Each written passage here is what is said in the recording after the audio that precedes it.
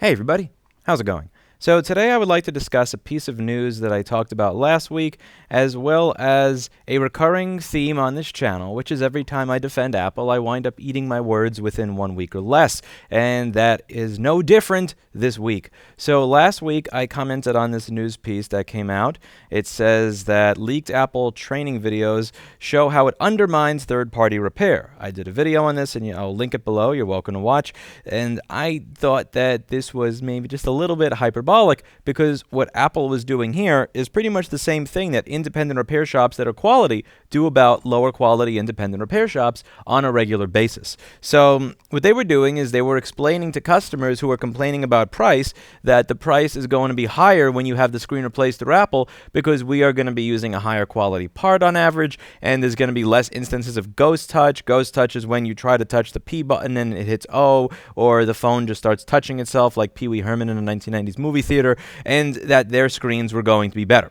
And I said that this is normal. This is my argument in my video, is that Apple's leaked training videos are telling the truth. This isn't news to anyone for two reasons. A, on average, the aftermarket screens are going to have a greater incidence of ghost touch than screens that come straight from Apple. If you are dealing with a screen that you're taking off of a used cell phone, it's often just going to work, no ghost touch. Whereas if you're buying your screens from Jack Telecom, Injured Gadgets, Mobile Centrics, or any one of the thousands of iPhone screen suppliers, you probably have a box in your store dedicated to returns to the manufacturer because you have ghost touch or image flickering or something like that. I used to sell thousands of screens a day as a screen seller in 2011 through 2014, and I've been in this business for 13 years. I'm very familiar with how certain parts can be different from originals. I'm not saying this is the case when I'm buying a keyboard, or when I'm buying a laptop screen, or when I'm buying a trackpad, but for iPhone screens where you are buying aftermarket rather than originals more often than not, because you can't get originals,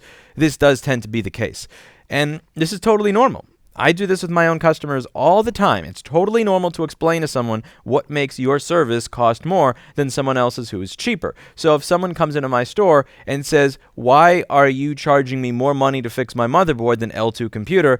I'll explain. We will warranty your board for typically over a year. L2 Computer is going to warranty it for 30 days.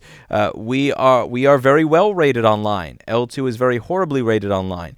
We pay our employees well who do board repairs. If you go to Glassdoor.com, you can see 1-star reviews of L2 Computer from them paying people $9 an hour. I'll explain all the things that make us different from the person who's undercutting us. And as someone who's been scammed by L2 Computer in the past, I'm not shy about it.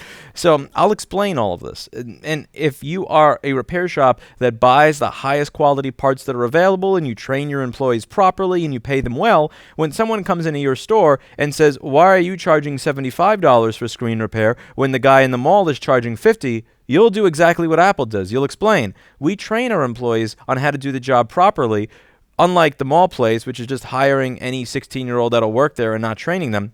So we'll know which screw goes in which hole. We're not going to kill your motherboard, forcing you to pay $400 to send it to Jessa at iPad Rehab for data recovery after it's destroyed. We are using the highest quality part available. We're not buying them sorting by lowest price." And that seemed to be what Apple was doing. And I defended them for doing this because this is a practice that all of us do in this industry. We explain what differentiates us from our cheaper competition. That is normal. Mr. Clinton, do not sit on my mic preamp.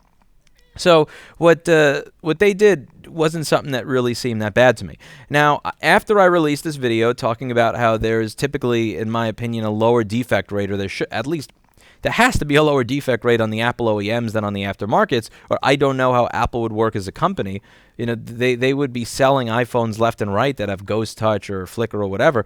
I got a bunch of emails from people that actually do run Apple authorized shops, whether people who are Apple authorized service providers or members of the Apple IRP program. I'll read you just one of these emails, and I'm going to redact information that would identify them. Needless to say, of the over dozen emails I received, they all went like this. Here's a few RMAs going back to our distro. I run a redacted, so yeah, I'm technically not supposed to say much anyway. We get OEMs for Apple due to the redacted thing, and that means we run them through the Apple testing, same as the Apple stores and service centers do. If it fails, it is listed as defective, and we switch screens. Those screens pass normal testing though, but they would have failed for the customer according to the testing software. So yeah, OEM screens fail just as often as non-OEM.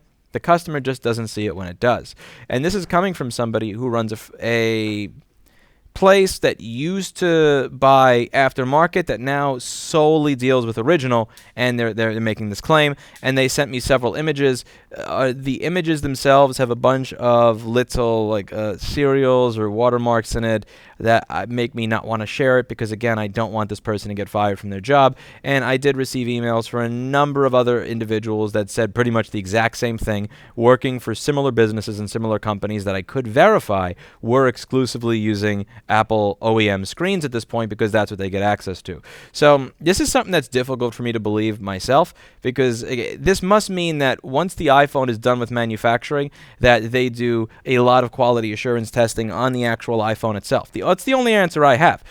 That for Apple OEM screens to have the same defect rate as the aftermarket iPhone screens, it has to mean that Apple is not doing the testing at the screen level. Rather, they're doing the testing at the iPhone manufacturing level. So once the iPhone is finished being produced and manufactured, they test the screen then. That's the only answer. That's the only thing I can imagine as to how it is you don't have people buying iPhones and one-starring them left and right for having ghost touching issues.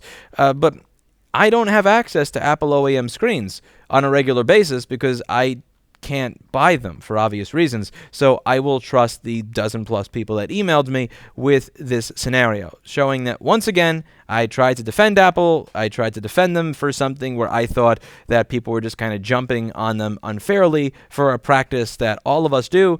And this just another video to go into the things I was wrong about playlist for being a fool.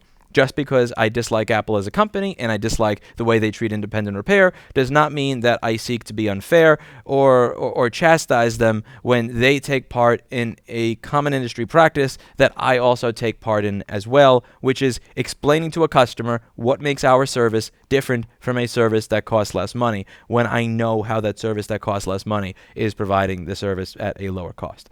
That's it for today. And as always, I hope you learned something. Let me know what you think in the comments down below. And yes, it was indeed a week from the time where I was defending Apple to the time that I was saying I apologize. I'm an idiot. Go figure. See you in the next video. Bye now.